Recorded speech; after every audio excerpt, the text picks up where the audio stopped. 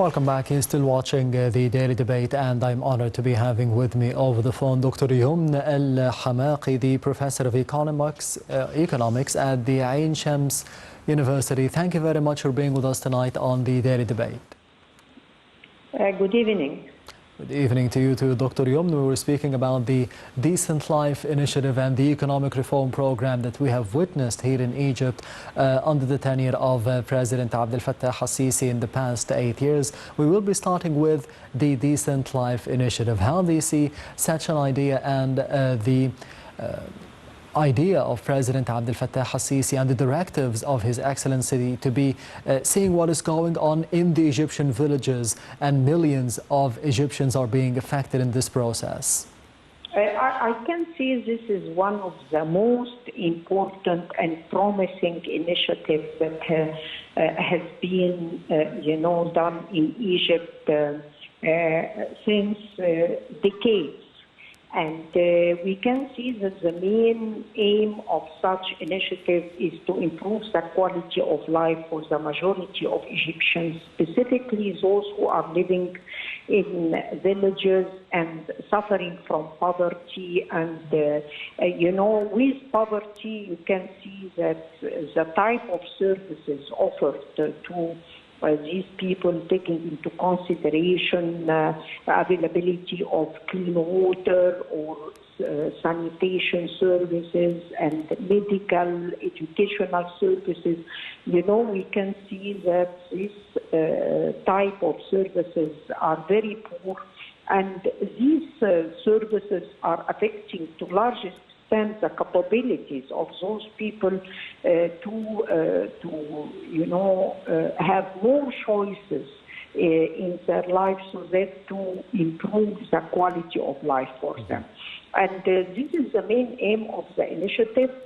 From my point of view, actually, and taking into consideration last initiatives that have been done in Egypt to address poverty, I believe that, it needs from us, specifically in this period where we are suffering from shortage of foreign currency, and we have been affected seriously by COVID and then the Russian-Ukrainian war.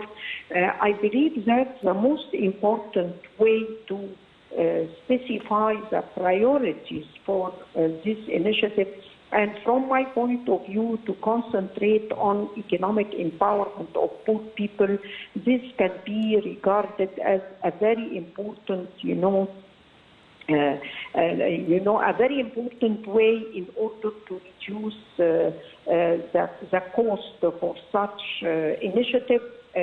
Not only to reduce the cost, but to transfer the initiative into a way of increasing productive capacities, as well as increasing the potentialities for those people to generate income, and so to participate in improving the way of life for them. And actually, we have experiences in doing so, and we can refer to successful experiences like China. China, that can be considered, the experience of China can be considered as a miracle, since in 10 years, China managed to lift 750 million people from poverty. And I believe this, the only way that helped China to do that is economic empowerment of poor people. So from my point of view, instead of just concentrating on spending, heavy spending on infrastructure and sanitation services, we all know that this, it needs a lot of money, and instead of just concentrating on these projects, we can go on a parallel way, concentrating first on economic empowerment, and by generating income, we can improve all these type of services. This, type of development proved to be quite successful, taking into consideration several experiences. Speaking of such a plan that you mentioned, Doctor, when do you think it could be implemented, and how much time does it take to be feeling the positive effects of it for the citizens? This is a very important question, and economic empowerment needs less time than other types of employment. Since